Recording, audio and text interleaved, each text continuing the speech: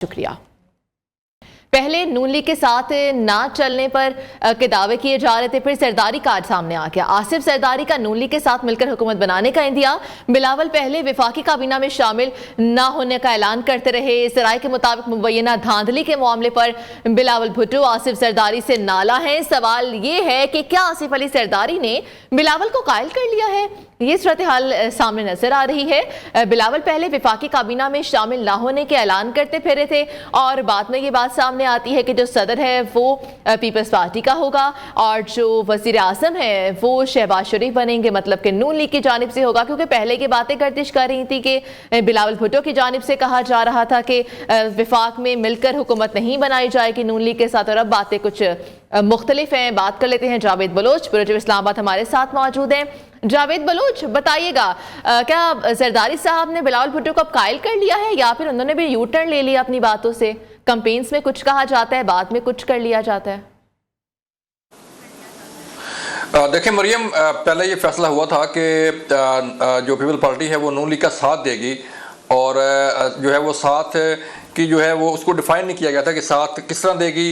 ये भी तय हो गया था कि नून लीग का वज़ीर-ए-आज़म होगा और प्रेसिडेंट पीपल पार्टी से लिया जाएगा और स्पीकर भी पीपल पार्टी को दे दिया गया था। लेकिन जब बिलावल भुट्टो जरदारी प्रेस कॉन्फ्रेंस करने के लिए आए मरियम, तो उस वक्त सूरत हाल थोड़ी सी डिफरेंट हमें नज़र आई।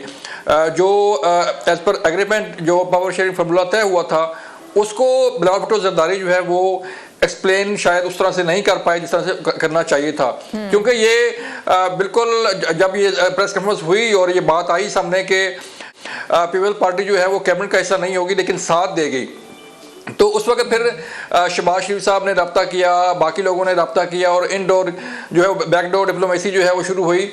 तो फिर जरदारी साहब ने इंदिया दिया शाम को कि हम जो है मिलकर हुकूमत बनाएंगे। इसका मतलब ये है कि जो है पीपल पार्टी और नून लीग जो है वो हुकूमत का हिस्सा होगी। एमक्यू भी उनके साथ बैठेगी, आईपीपी भी उनके साथ बैठेगी और काफ लीग भी उनके साथ बैठेगी।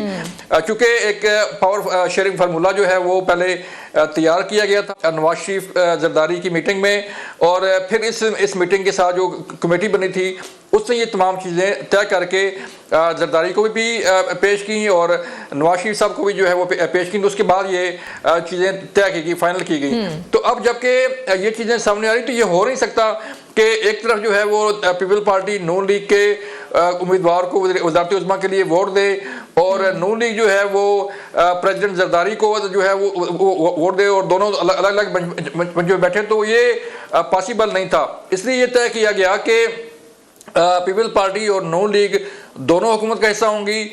एमक्यूएम और जेयूआई फे भी उनके साथ होगी और इसी तरह काफ लीग और बाकी जमातें जो हैं वो जावेद बलोच, यहाँ पर बात ये पैदा होती है कि पीटीआई फिर बैठेगी ऑपोजिशन में, तो फिर तो ऑपोजिशन पीटीआई की बहुत स्ट्रांग हो जाएगी।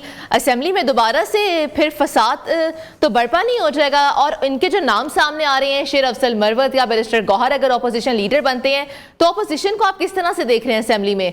वहां पर कौन लीडर बनेगा और फिर तो पीटीआई की जगह बहुत स्ट्रांग हो जाएगी असेंबली में। देखें मरियम, एक तो ये तय किया जा रहा है कि जो तहरीक इंसाफ की जो पॉलिसी है वो एमडब्ल्यूएम के साथ किस तरह चलेगी और केपी के अंदर जमात इस्लामी के साथ किस तरह चलेगी।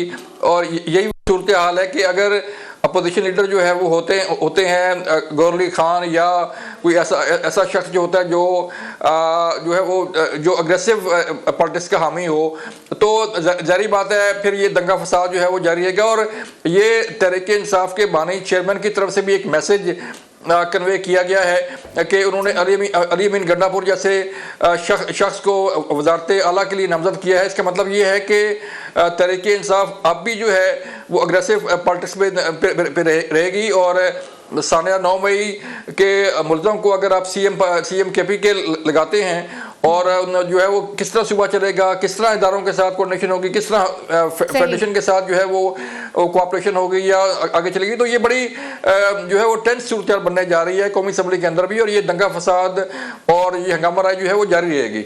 ठीक है, जावेद बलोच, ब्यूरो इस्लामाबाद हमें तमाम सूरत हाल के हवाले से आगाह कर रहे थे। बहुत शुक्रिया।